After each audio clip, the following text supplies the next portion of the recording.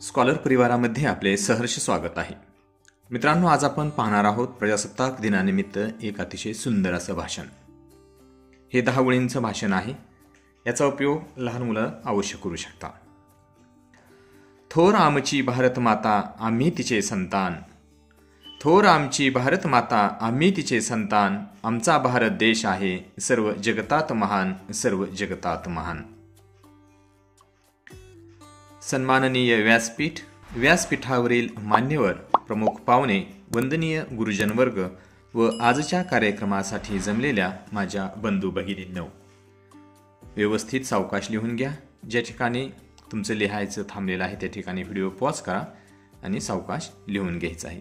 आता खालती तुम्हाला हे नंबर दिसतील। हे नंबर तुम्ही भाषणामध्ये लिहून घ्यायचे नाहीत आणि भाषणामध्ये म्हणायचे सुद्धा नाहीत। फक्त हे 10 ओळींचं भाषण आहे, यासाठी हे नंबर लिहिलेले आहेत। सर्वांना माझा नमस्कार। माझे नाव अनघा पाटील आहे। या ठिकाणी तुम्ही तुमचं स्वतःचं नाव लिहायचं आहे। आज 26 जानेवारी म्हणजेच आपल्या लाडक्या भारत देशाचा प्रजासत्ताक दिन। लिहायचं राहत असेल तर व्हिडिओ पॉज करा आणि सावकाश लिहून घ्या। सर्वात प्रथम आपणा सर्वांना प्रजासत्ताक दिनाच्या हार्दिक शुभेच्छा। मित्रांनो, 26 जानेवारी 1950 रोजी आपला भारत देश प्रजासत्ताक बनला। हा दिवस आपल्या भारत देशाच्या इतिहासाच्या पुस्तकातील सोनेरी पान आहे।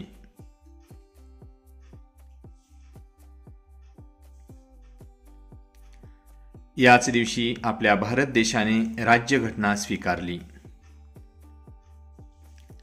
ही राज्यघटना तयार करण्याचे अवघड कार्य डॉक्टर बाबासाहेब आंबेडकर यांनी पार पाडले।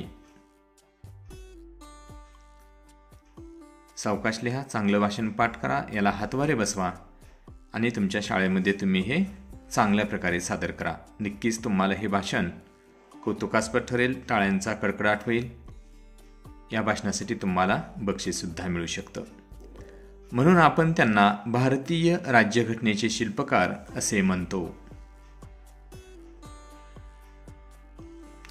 मित्रांनो, आजचा दिवस आपल्याला आपल्या लाडक्या भारत देशावर जास्तीत जास्त प्रेम करायला शिकवतो।